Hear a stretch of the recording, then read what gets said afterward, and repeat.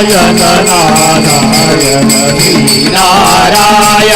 जय नारायण नारायण जय नारायण जय जय नारायण नारायण जय जय नारायण नारायण दिगंबरा दिगंबरा श्रीपाद वल्लभ दिगंबरा दिगंबरा दिगंबरा श्रीपाद वल्लभ दिगंबरा दिगंबरा दिगंबरा श्रीपाद वल्लभ दिगंबरा दिगंबरा दिगंबरा श्रीपाद वल्लभ दिगंबरा श्रीपाद वल्लभ दिगंबरा श्रीपाद वल्लभ दिगंबरा श्रीपाद वल्लभ दिगंबरा श्रीपाद वल्लभ दिगंबरा दिगंबरा दिगंबरा श्रीपाद वल्लभ दिगंबरा दिगंबरा दिगंबरा श्रीपाद वल्लभ दिगंबरा दिगंबरा दिगंबरा श्रीपाद वल्लभ दिगंबरा दिगंबरा दिगंबरा श्रीपाद वल्लभ दिगंबरा श्रीपाद वल्लभ दिगंबरा श्रीपाद वल्लभ दिगंबरा श्रीपाद वल्लभ दिगंबरा श्रीपाद वल्लभ दिगंबरा दिगंबरा दिगंबरा श्रीपाद वल्लभ दिगंबरा दिगंबरा दिगंबरा श्रीपाद वल्लभ दिगंबरा दिगंबरा दिगंबरा श्रीपाद वल्लभ दिगंबरा दिगंबरा दिगंबरा श्रीपाद वल्लभ दिगंबरा श्रीपाद वल्लभ दिगंबरा श्रीपाद वल्लभ दिगंबरा श्रीपाद वल्लभ दिगंबरा श्रीपाद वल्लभ दिगंबरा दिगंबरा दिगंबरा श्रीपाद वल्लभ दिगंबरा दिगंबरा दिगंबरा श्रीपाद वल्लभ दिगंबरा दिगंबरा दिगंबरा श्रीपाद वल्लभ दिगंबरा दिगंबरा दिगंबरा श्रीपाद वल्लभ दिगंबरा श्रीपाद वल्लभ दिगंबरा श्रीपाद वल्लभ दिगंबरा श्रीपाद वल्लभ दिगंबरा श्रीपाद वल्लभ दिगंबरा दिगंबरा दिगंबरा श्रीपाद वल्लभ दिगंबरा दिगंबरा दिगंबरा श्रीपाद वल्लभ दिगंबरा दिगंबरा दिगंबरा श्रीपाद वल्लभ दिगंबरा दिगंबरा दिगंबरा श्रीपाद वल्लभ दिगंबरा श्रीपाद वल्लभ दिगंबरा श्रीपाद वल्लभ दिगंबरा श्रीपाद वल्लभ दिगंबरा श्रीपाद वल्लभ दिगंबरा दिगंबरा दिगंबरा श्रीपाद वल्लभ दिगंबरा दिगंबरा दिगंबरा श्रीपाद वल्लभ दिगंबरा दिगंबरा दिगंबरा श्रीपाद वल्लभ दिगंबरा दिगंबरा दिगंबरा श्रीपाद वल्लभ दिगंबरा. आज गुरुवार आहे आणि गुरुवारच्या निमित्ताने आपण सर्वजण दत्त महाराजांच्या दरबारामध्ये एकत्र जमलेलो आहोत. विश्व चैतन्य परमपूज्य अण्णा महाराजांना आपण वंदन करून आज या ठिकाणी ज्ञान संपादन करून आपल्या जीवनाला कशा पद्धतीने योग्य दिशा मिळेल ती दिशा शोधण्याच्या कामासाठी आपण दत्त महाराजांच्या दरबारामध्ये एकत्रित जमलोय आणि श्रद्धा विश्वास आणि भाव या गोष्टी आपण परमेश्वराला अर्पण करायच्यात आणि त्या अर्पण करून आपण या दिशा शोधण्याचा आपण प्रयत्न करायचा आहे आणि ती दिशा कशा पद्धतीने शोधायची ही शोधण्याचे ज्ञान अण्णांनी आपल्याला प्रत्येक प्रवचनातून दिलेलं आहे आणि त्या ज्ञानाच्या माध्यमातूनच आपण त्या दिशेच्या वाटचाल आपण चालू आहे. म्हणूनच आपण नारायणपूरला आलेलो आहोत. यातला हा भाग आपण ज्यावेळेस समजून घेऊ त्यावेळेस आपल्याला या गोष्टी समजणार आहेत. म्हणून प्रत्येक गुरुवारी आपण येतोय. ते आल्यानंतर आपण जी गोष्ट साध्य करायची ती कशा पद्धतीने साध्य करता येईल या गोष्टी आपण समजून घेतल्यात, जाणून घेतल्यात आणि त्या आपल्या जीवनामध्ये आपण आत्मसात करतोय. आणि त्याचा आनंद आपल्याला वारंवार स्वतःला मिळतोय आणि त्या आनंदामध्येच आपण सर्वजण या सगळा जीवन प्रवास आनंदाने करतोय. म्हणून ह्या गोष्टी आपण समजून घ्यायच्यात की आपण आपल्या जीवनामध्ये जीवन जगत असताना कशा पद्धतीने जगतोय याला सुद्धा महत्त्व आहे. म्हणून आपण मागच्या गुरुवारी उदाहरण सांगितलं होतं की कशा पद्धतीने त्या साधूने तपश्चर्या केली, त्यांना अहंकार आला आणि त्या अहंकाराच्या माध्यमातून या सगळ्या गोष्टी त्याला समोर अहंकाराला त्या पतिव्रतेने कशा पद्धतीने त्यांना त्यांचे डोळे उघडले ते सर्व आपण मागच्या वेळेस समजून घेतलेलं आहे. त्याचा प्रयोग आमच्या ताई लोकांनी घरी गेल्यावर केलाय का?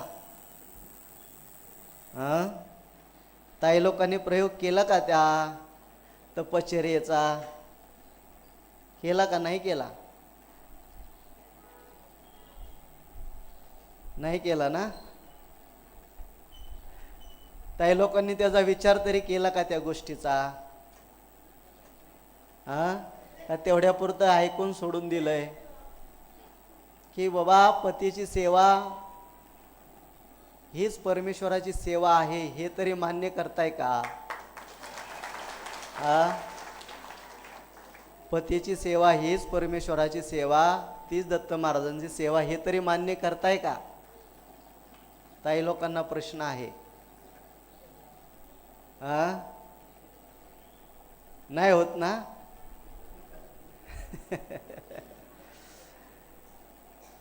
तर भाग कसा आहे, तुमची सुद्धा तेवढी ताकद आहे,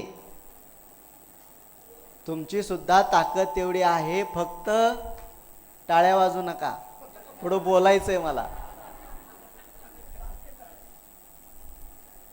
त्या पद्धतीने आपण ती सेवा केली पाहिजे, ती एक निष्ठता ठेवली पाहिजे, त्यावेळेस ती तुमची ताकद तयार होणार आहे. आता वाजवा टाळ्या. तर मला सांगायचं आहे भाग की हा का विषय घेतोय मी, मागच्या गुरुवारी घेतलं, आज घेतोय, का घेतोय विषय? उद्या काय आहे? वट सावित्रीची पौर्णिमा आहे. त्या निमित्ताने हे तुम्हाला त्याची आठवण होऊन देण्यासाठी आपण हे सगळं करतोय. कारण की वर्षभर तुम्ही विसरून जाता. काय होतं, वर्षभर विसरून जाता. वट पौर्णिमेला आली की फक्त तयारी करता. वर्षभर सगळं तुमचे पतिदेव जेवले का, पाणी पिले का, काही केलं का, काही सुद्धा बघत नाही. तर भाग महत्वाचा असा आहे की या सगळ्या गोष्टी छोट्या छोट्या आहेत, पण समजून घेणं गरजेचे आहे की आपण पतीची सेवा कशा पद्धतीने केली पाहिजे. तर त्यावेळेस अण्णांनी आपल्याला श्री नारायण ज्ञानबोधमध्ये ते सर्व सांगितलेलं आहे की पतीची सेवा कशा पद्धतीने करायची. पती हाच परमेश्वर आहे. मग या सगळ्या गोष्टी आपण कशा पद्धतीने करतोय याची जागृती आपल्याला सतत पाहिजे. एका दिवसासाठी नकोय, एका दिवसासाठी नकोय, तर ती अखंड राहिली पाहिजे. त्याची जागृती अखंड राहिली पाहिजे की पती आणि पत्नी हे दोघं संसाराचा गाडा आहे आणि त्या गाड्याला ओढणारी दोन चाकं आहेत. काय आहे? पती आणि पत्नी या प्रपंचाला जो गाडा आहे तो गाडा ओढण्याची दोन चाकं आहेत. ती चाकं जर व्यवस्थित नसतील तर हा गाडा पुढं चालणार नाही. म्हणून तो गाडा व्यवस्थित चालण्यासाठी कोणीतरी गाडा हाकणारा पाहिजे. काय? तो गाडा हाकणारा पाहिजे. म्हणून तो गाडा हाकणारा आपल्या समोर दत्त महाराज उभे आहेत, सद्गुरू उभे आहेत. ते सर्वांच्या प्रपंचाचा गाडा हाकतायत. वेळ प्रसंगी चाबूकही मारतायत. काय करतायत? जर नीट चालत नसतील तर चाबूकही मारतायत की बाबा जेणेकरून त्याने व्यवस्थित चालावं. कोणाचं जर चुकत असेल तर त्याने समजून घेऊन एकमेकांचे विचार, एकमेकांचे आचार हे प्रत्येकाने समजून घेऊन ह्या सगळ्या गोष्टी प्रपंचामध्ये व्यवस्थितपणे चालल्या पाहिजेत आणि या दोघांच्या विश्वासातूनच या सगळ्या गोष्टी पुढच्या चालणार आहेत. जर आत्ताच एकमेकांच्या बद्दल दुस्वास जर तयार होत असेल, पती आणि पत्नींच्या मनामध्ये जर एकमेकांच्या बद्दल दुस्वास जर तयार होत असेल, तर या सगळ्या गोष्टी कशा काय घेतलं पाहिजे की अण्णांनी प्रपंच रंगामध्ये ढंगामध्ये मस्तीमध्ये करायला सांगितलेलं आहे. रंगामध्ये ढंगामध्ये मस्तीत प्रपंच करता करता आपल्याला दत्त महाराजांची सेवा करायची. या सगळ्या गोष्टींची आपल्याला ओळख असणं गरजेचं आहे. म्हणून या सगळ्या गोष्टी आपण समजून घेतल्या पाहिजेत की अण्णांनी आपल्याला कशा पद्धतीने या सगळ्या गोष्टी समजून सांगितलेल्या आहेत की आपण कशा पद्धतीने जीवन जगायचंय. कारण की नवरा आणि बायको हे जरी दोघं वेगवेगळे असले तरी प्रपंचासाठी त्यांना एकत्र यावं लागते. तरी जीवन सगळ्यांना वेगवेगळ्या पद्धतीने जीवन जगायचंय. प्रत्येकाला जीवन हे एकट्यालाच जगायचंय, पण एकटा जगता येणार नाही म्हणून परमेश्वराने हे संसार मांडून दिलेला आहे प्रत्येकाला. मग प्रत्येकाला संसार मांडून दिलाय तर तो कशा पद्धतीने केला पाहिजे याची सुद्धा प्रत्येकाला ओळख असली पाहिजे. कारण की प्रत्येकाने स्वार्थ ठेवून जर या गोष्टी केल्या तर हे शक्य नाही. म्हणून त्यागाची भूमिका सुद्धा आपल्या जीवनामध्ये असली पाहिजे. आणि ती त्यागाची भूमिका जास्त करून कोणी घेतली पाहिजे? त्यागाची भूमिका कोणी घेतली पाहिजे? त्यागाची भूमिका पतिव्रतेने घेतली पाहिजे. कोणी घेतली पाहिजे? जी पतिव्रता आहे त्या पतिव्रतेने त्यागाची भूमिका घेतली पाहिजे की जे आपले पतिदेव जे सांगतील त्या गोष्टी सर्व आपण परमेश्वराची सेवा म्हणून मान्य केल्या पाहिजेत. ज्या वेळेस तुम्ही पतींची आदेश पाळताल, पती सांगतील त्याप्रमाणे वागताल, त्यावेळेस सगळ्या गोष्टी व्यवस्थितपणे चालणार आहेत, व्यवस्थितपणे घडणार आहेत. आणि जर त्यांचं आपण ऐकलं नाही तर प्रत्येकाला जीवनामध्ये वादविवाद, तंटा, भांडण या सगळ्या गोष्टी पुढे येणार आहेत. म्हणून या सगळ्या गोष्टी छोट्या छोट्या आहेत पण खूप महत्त्वाच्या आहेत की पतीचं ऐकलं पाहिजे. मग पतीचं ऐकलं पाहिजे. मग पतीचं कशा पद्धतीने ऐकायचं? पती जर झुलत झुलत जर घरी आलं तर पत्नीने कसं ऐकायचं? हा पण मुद्दा आहे ना. डुलत डुलत आल्यावर मग काय करायचं त्या बिचारीने? मग हे सुद्धा पतिदेवाने लक्षात ठेवलं पाहिजे. जर आपलं ऐकून कोणीतरी जीवन जगत असेल तर आपण त्याच्यापेक्षा 100% आपण व्यवस्थित वागलं पाहिजे, त्यावेळेस ते आपलं ऐकणार. जर आपणच व्यवस्थित नसेल तर त्यांनी आपला आदर्श कसा घ्यायचा? त्यांनी आपलं काय ऐकायचं? जर आपण व्यसनी असेल, जुगारी असेल, दारू पिणारा असेल, नको त्या गोष्टी करणारा असेल तर पत्नींनी का तुमचं ऐकायचं? ह्या पण सगळ्या गोष्टी महत्त्वाच्या आहेत. म्हणून सगळ्यात प्रथम पतिदेवाने पहिल्यांदा आपल्यामध्ये बदल केला पाहिजे. पतिदेवाने आपलं वागणं नीट ठेवलं पाहिजे. आपण कुटुंब प्रमुख असताल तर कुटुंब प्रमुखाच्या भूमिका व्यवस्थितपणे निभावल्या पाहिजेत. कुटुंब प्रमुखाच्या भूमिका व्यवस्थित निभावल्या तर सगळ्या गोष्टी व्यवस्थितपणे चालतील. म्हणून कुटुंब प्रमुखाने व्यवस्थितपणे राहिलं पाहिजे. सगळ्यांना सारखं वागवलं पाहिजे, दुजाभाव केला नाही पाहिजे. कारण की सर्वजण एकच आहेत, म्हणून सर्व एक असताना प्रत्येकाने सारख्याच प्रमाणे प्रेम दिलं पाहिजे. या सगळ्या गोष्टी पतिदेवांनी सगळ्यांनी व्यवस्थितपणे समजून घेतल्या पाहिजेत. आपलं राहणं, आपलं बोलणं, आपलं वागणं हे चांगल्या पद्धतीचं असेल त्यावेळेस तुमच्या पत्नी तुमचं ऐकणार आहेत. आणि जर नसतील ऐकत तर मग या गोष्टी शक्य होणार नाहीत. म्हणून सगळ्यांनी प्रथमतः पतिदेवांनी परमेश्वराने व्यवस्थितपणाने वागलं पाहिजे, व्यवस्थितपणाने राहिलं पाहिजे. या गोष्टी प्रत्येक पतिदेवाने समजून घेतल्या पाहिजे. त्याच वेळेस या 7 जन्माच्या गाठी तुमच्या व्यवस्थितपणे बांधल्या जाणार आहेत. नाही तर त्या का ताई लोक काय करतील? त्या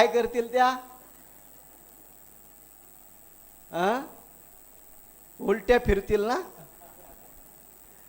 म्हणून हा चेष्टेचा विषय नसून हा त्यातून ज्ञान समजून घेण्याचा विषय आहे की आपण व्यवस्थितपणे आपलं कार्य, आपला धर्म पतीचा धर्म व्यवस्थितपणे राबवला तर पत्नी तिचा धर्म 100% व्यवस्थितपणे राबवल्याशिवाय राहणार नाही.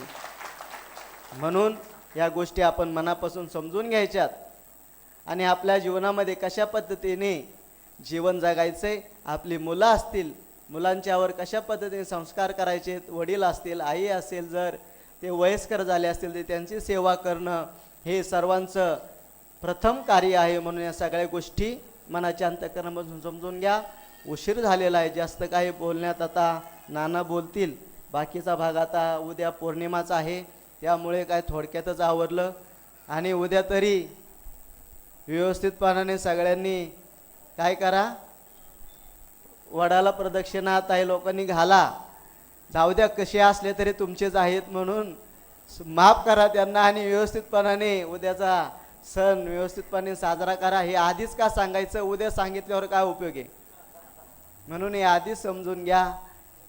आनंदाने या सगळ्या गोष्टी समजून घेऊन आपल्या जीवनामध्ये आनंद तयार करा. आनंद तयार केल्यानंतर आनंदाचाच आनंद तयार होणार आहे आणि आनंद तयार होऊन प्रत्यक्ष दत्त महाराज आणि सद्गुरू तुम्हाला दर्शन दिल्याशिवाय कदापि राहणार नाहीत. म्हणून उद्याच्या येणाऱ्या वटपौर्णिमेच्या सगळ्यांनी सूचना समजून घ्यायच्यात. पुरुष लोकांनी सुद्धा समजून घ्यायचं आहे, ताई लोकांनी सुद्धा समजून घ्यायचं आहे. समजून घेऊन त्यातून मार्ग काढून आपल्याला पुढं चालायचं आहे. मार्ग काढून पुढे चालला तरच पुढे वाट दिसणार आहे. आणि निस्ताच समजून घेऊन जर एका जागेवर थांबला तर एका जागेवर थांबताल. म्हणून न थांबता दिशा शोधत शोधत शोधत आपल्याला त्या दिशेने चालायचे म्हणजे आपण योग्य त्या दिशेला पोचू. म्हणजे दत्त महाराजांच्या चरणावर पोचून आपल्या जीवनाचा उद्धार आपण केल्याशिवाय राहणार नाही. या गोष्टी आपण समजून घ्यायच्यात आणि आपल्या जीवनामध्ये बदल करून घ्यायचा आहे. आता भजन घेऊ, भजनानंतर नाना बोलतील.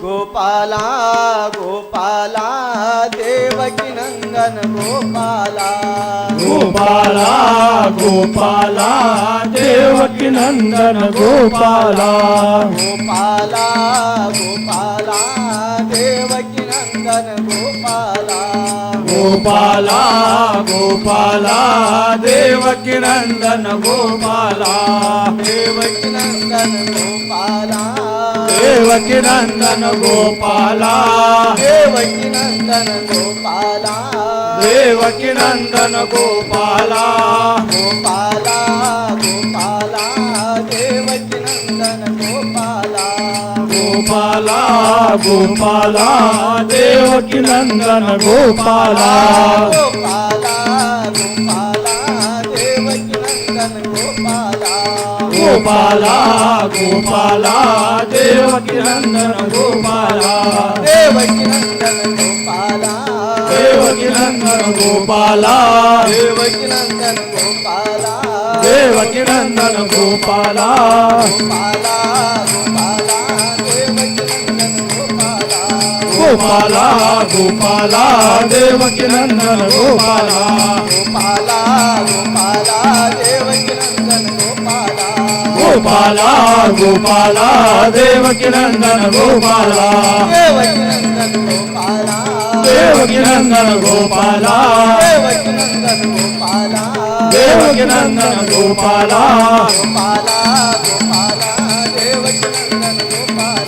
गोपाला गोपाला देवकी नंदन गोपाला गोपाला गोपाला देवकी नंदन गोपाला गोपाला गोपाला देवकी नंदन गोपाला गोपाला गोपाला देवकी नंदन गोपाला देवकी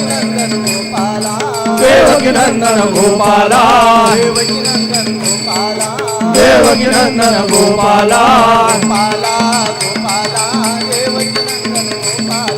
गोपाला गोपाला देवकी नंदन गोपाला गोपाला गोपाला देवकी नंदन गोपाला गोपाला गोपाला देवकी नंदन गोपाला गोपाला गोपाला देवकी नंदन गोपाला देवकी नंदन गोपाला देवकी नंदन गोपाला देवकी नंदन गोपाला देवकी नंदन गोपाला गोपाला गोपाला देवकी नंदन गोपाला गोपाला गोपाला देवकी नंदन गोपाला गोपाला गोपाला देवकी नंदन गोपाला गोपाला गोपाला देवकी नंदन गोपाला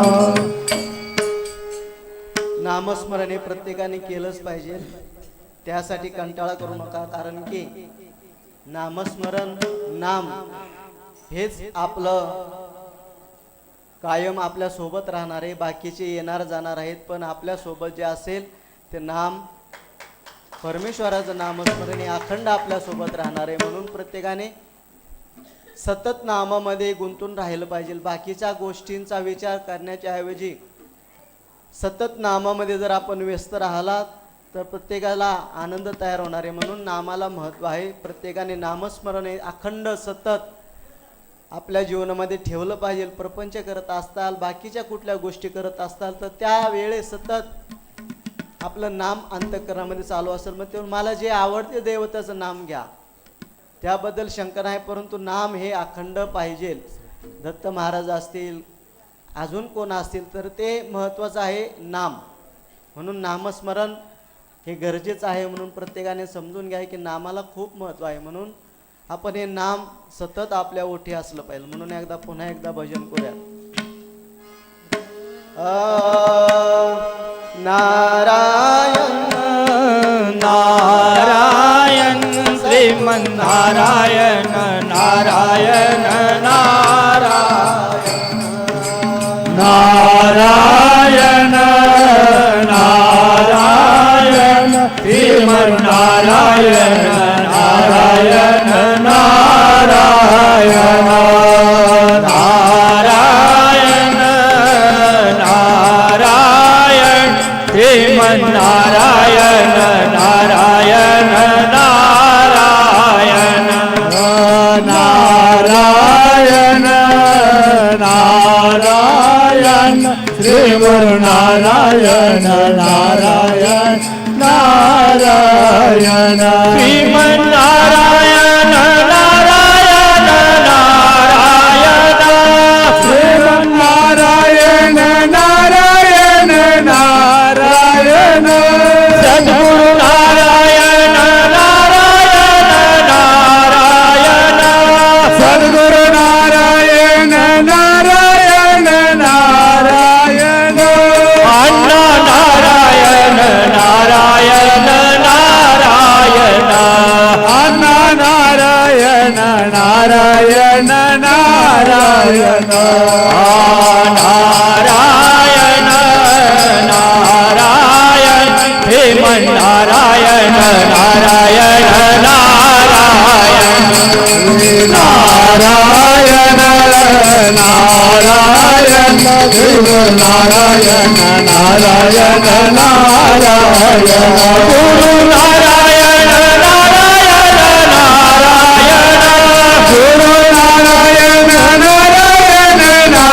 नारायण गुरु नारायण नारायण नारायण सद्गुरु नारायण नारायण नारायण सद्गुरु नारायण नारायण नारायण स्वामी नारायण नारायण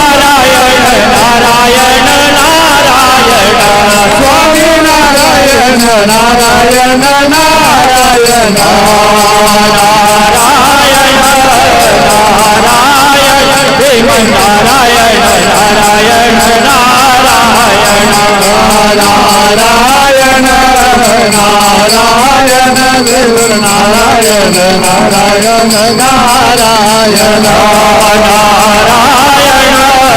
नारायण श्रीमन्नारायण नारायण नारायण नारायण नारायण श्रीमन्नारायण नारायण नारायण नारायण नारायण श्रीमन्नारायण नारायण नारायण सद्गुरु नारायण नारायण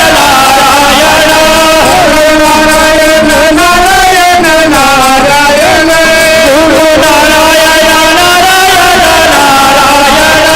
गुरु नारायण नारायण नारायण स्वामी नारायण नारायण नारायण स्वामी नारायण नारायण नारायण नारायण नारायण श्रीमन्नारायण नारायण नारायण नारायण नारायण श्रीमन्नारायण नारायण नारायण नारायण नारायण श्रीमन्नारायण नारायण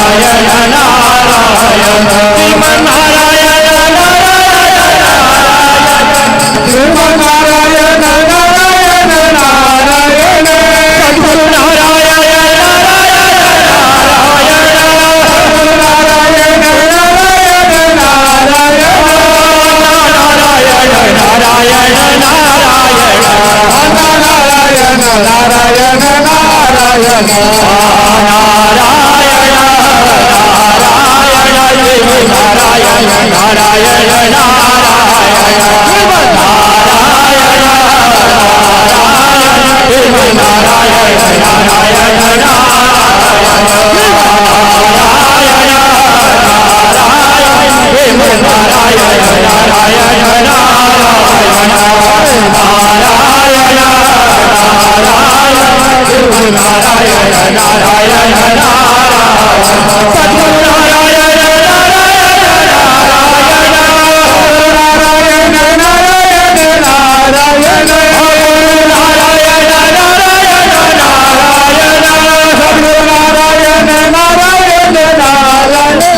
स्वामी नारायण नारायण नारायण स्वामी नारायण नारायण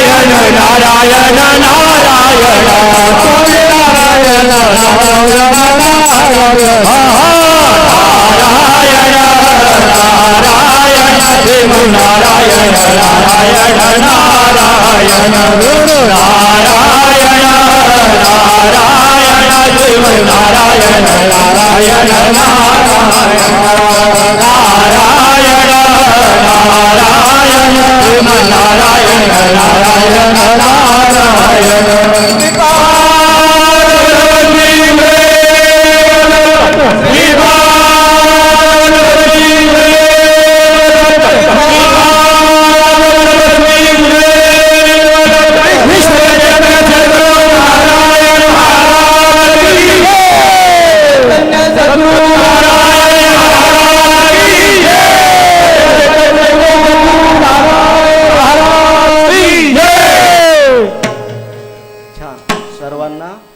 अण्णांच्या वतीने दत्त महाराजांच्या वतीने त्यांचा आशीर्वाद त्यांच्याकडून तुम्हा सर्वांना आशीर्वाद. आता बाकीचं नाना बोलतील.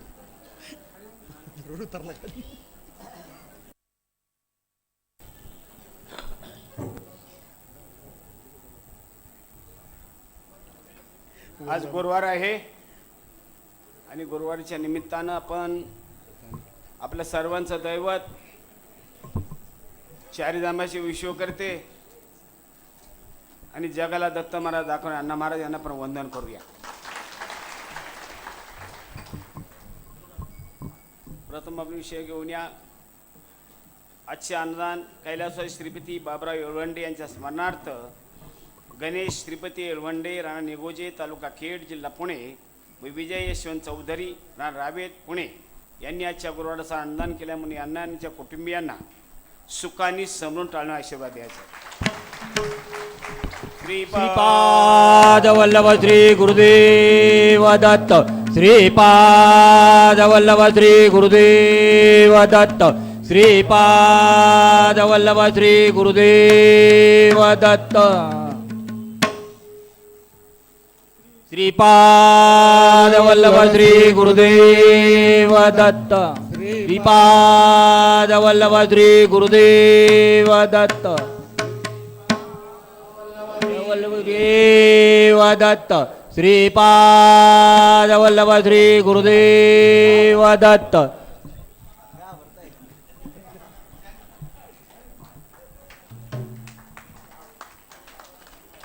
आजच्या गुरुवारचा अन्नदान झालं आहे. कैलासवासी श्रीमती बाबराव येळवंडे यांच्या स्मरणार्थ म्हणजे आई वडिलाची जी पुण्य आहे हे आई वडिलाचं नाव आहे आणि त्यांची शांतता करण्याचं काम हे मुलाचं असतं आणि तीच वृत्ती अण्णा महाराज शिष्य आहेत त्यांनी केलेलं आहे.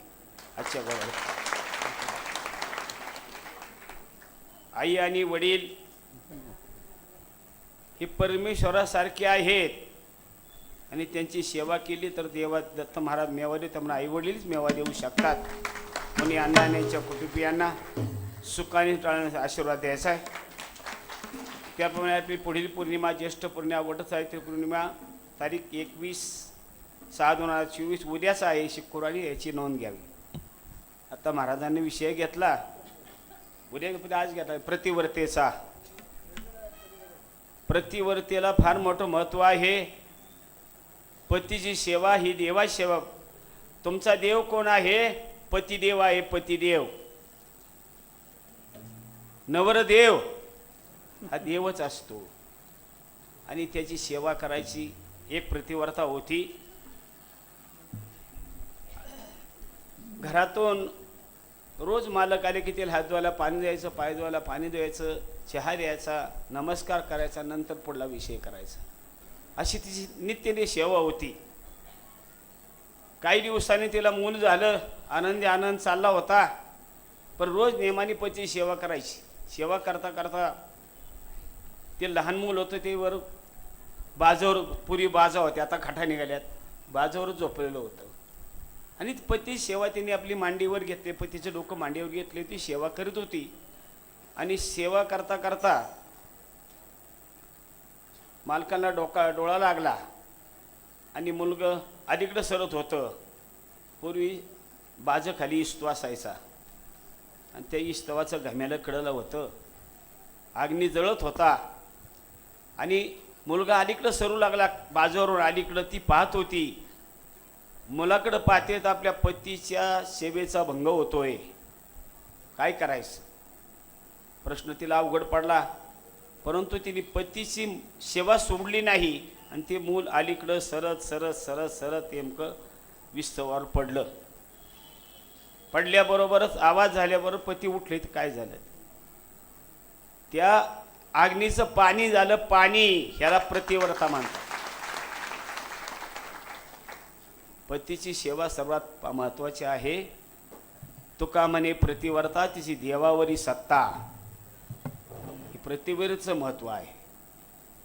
उद्या आपली वटसावित्रीची पौर्णिमा आहे, त्याच्या आधी त्यांनी विषय घेतला, त्या विषयाचा विषय बरोबर आहे. ही पतीची सेवा ही फार मोठी महत्त्वाची आहे.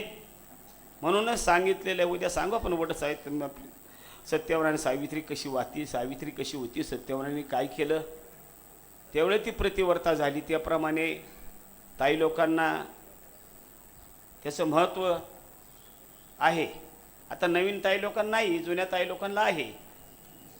आपले ते आता त्यांनी विषय घेतला, दुसरा विषय घेतला पुरुष मंडळींचा, बरोबर आहे ना. त्या चांगले ते आमचे बहादर चांगले नाहीत. ही बी रस्त्याने चालताना नीट येतच नाही. पण त्यांच्याकरता अण्णा महाराजांनी रस्ता दिलेला आहे तयार करून. रस्ते चांगले आहेत, चालणारा योग्य लागतो. म्हणून अण्णा महाराजांनी हे दत्त महाराज इथं आणलेलं आहे. म्हणून आपल्या शिष्यांना, आपल्या यात्रेकरू, हजारो यात्रेकरू सुधारलेले आहेत नारायणपूरला येऊन. व्यसनाबद्ध राहिल्याच्या नंतर काही सगळं करतंय, व्यसन करतं, व्यसन. म्हणून अण्णांनी ती व्यसन हा विषय बाजूला ठेवलेला आहे. म्हणून दत्त महाराजांचा गाणगापूर अण्णापूरला अण्णांनी आणलेलं आहे आणि आपल्या जनाची सेवा करून ठेवलेली आहे. आणि एवढं मोठं वैभव उभं जे केलं असेल ते आपल्या सर्वांच्या संरक्षणाकरता केलेलं आहे. त्यांनी नामाचा विषय काढला, बरोबर दुसरं काहीच येत नाही. खरोखर नामच बरोबर येतं, तुमच्याबरोबर कुणी येत नाही.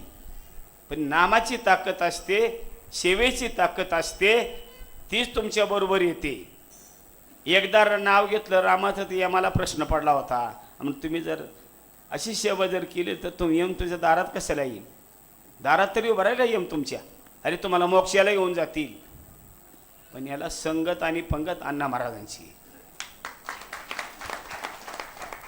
यात्रेकरूंना सांगायचे आम्हाला, अरे संगत चुकली की तुमची पंगत चुकली. संगत ही फार मोठी महत्त्वाची आहे. आणि पंगत म्हणजे अन्न, काय खावं काय खाऊ नये हे आपण ठरवायचे. म्हणून अण्णा महाराजांनी सांगितले काय खावं आणि काय खाऊ नये हे अण्णा महाराजांनी वळण लावलेलं आहे. म्हणूनच आज एवढी मोठी असणारी देशाची चारीधामाची निर्मिती करण्याची ताकद ही अण्णा महाराज. शंकराचार्यांनी मठ बांधले, पण अण्णा महाराजांनी मंदिरं बांधलेली आहेत. ही कोणाची शक्ती आहे, ही अण्णा महाराजांची शक्ती आहे. हे कुणी करू शकत नाही. आता जो तो सांगतो आम्ही नाही, हे अण्णा महाराजांनीच करावं. हे अवतार झाला, ह्या युगामध्ये अवतारी पुरुष जन्मला म्हणूनच आपण ह्या ठिकाणी थांबलोय. नाही तर कोणत्या मंदिरात माणसं थांबत नाहीत. जा कोणत्याही पंढरपूरला जरी थांबतात का, दर्शन करचल, अमक्या ठिकाणी दर्शन करचल, पण नारायणपूरला थांबतात का. ही भक्ती आणि शक्ती इथं आणून ठेवलेली आहे. म्हणून सर्वांचं कल्याण, म्हणून सर्वांना आनंदाचा आनंद मिळणार आहे. तुमची मुलं ही घडवायचं, आई वडिलाचे संस्कार पाहून मुलं घडतात. जशी आई करते तशी मुलगी करते, आणि जसं बाप करतो तसा मुलगा करतो. त्याला संस्कार शिकवणं आई वडीलच चांगले लागतात. म्हणून हे आई वडील दत्त महाराज आहेत, अण्णा महाराज आहेत. म्हणून आपण सर्व या ठिकाणी येतोय आणि सर्वांना चांगला मार्ग दाखवण्याचं काम अण्णा महाराजांनी केलेलं आहे. हे कुणी करू शकत नाही. लोकांना लुटलं नाही, लोकांना मोठं केलं, समाजामध्ये, देशामध्ये, माणसामध्ये संस्कारयुक्त केलं. कालच्या आमच्याकडे एक व्यक्ती आलेली आहे हॉस्पिटलवर, नाव सांगून टाकतो, विषय मोहिते पाटे आलेले आहेत. त्यांनी सांगितलं, अरे ह्या अण्णांनी शिकवलं म्हणतो तुम्ही एवढं मोठं हॉस्पिटल बांधलं, अण्णांनी शिकवलं म्हणून हे टिकवलं, म्हणून हे उभं राहिले. म्हणजे शहाण्या माणसांचा विषय हा, शहाण्या माणसांच्या करता केलेला आहे. हे रस्ते तयार करताना काय करता अण्णा महाराज केले. हे नारायणपूरची अवस्था रस्त्यामुळे केली. नारायणपूर घडवताना अण्णा महाराजांनी आपल्या देहाचा काढा केलेला आहे. कधी देहाचा विचार केला नाही, अन्नाचा विचार केला नाही, पण आपल्या समाजाचा विचार केला. आपला समाज चांगला व्हावा. आपल्या धरणामध्ये आता आपण वाट बघतोय, पाऊस पडत नाही, पाणीच नाही. धरणात पाणी आहे तर खाली कसं येणार? तसं आपलं हे धरण पुण्याने भरलं पाहिजे, त्याला पुण्याचा साठा पाहिजे. त्याकडे देवाला आलं पाहिजे, देवाचं नामस्मरण केलं आहे. देवाच्या नामस्मरणाशिवाय पुण्याचा साठा तयार होत नाही आणि आपलं जीवन अखंड राहतं. त्याकरता सर्वांनी आज्ञा पाळा, नारायणपुरी सेवा करा, अण्णा महाराजचं नाम घ्या. नामामध्ये सांगितले आता तुम्ही भजन घेतलं अण्णा महाराज, खरंच आहे. तुम्ही अण्णांचं नाव एकदा घेऊन बघा, तुम्ही कसले संकट येऊ द्या, संकट निवारण होतं. याचे आम्ही साक्षीदार आहोत. आयुष्यभर करत असताना कुठेही नडलं नाही, आम्हाला कुठेही पडलो नाही. आम्ही का घडलो? ही संगत आणि पंगत अण्णा महाराजांची, आणि त्या नामामध्ये ताकद आहे. शक्ती आणि भक्ती अण्णा महाराज सर्वांनी करायची, सांगण्यासारखी कराय. उद्या पौर्णिमा आहे.